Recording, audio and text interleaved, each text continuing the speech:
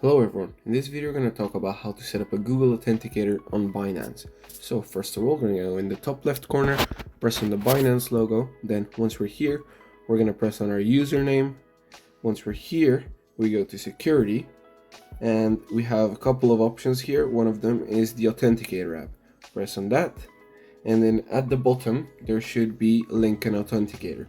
After that, it should give you like a prompt where you have to copy a 16-digit key. And then once you've copied that, you're gonna go into your Authenticator app. Once you're here, you're just gonna press on the plus.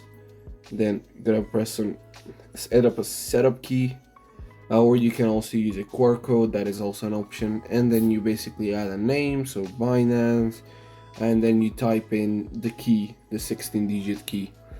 And then you can do time-based or counter-based. I just use time-based for mine, and that's pretty much it. Thanks for watching. Make sure you like, share, and subscribe, and see you in the next one. Goodbye.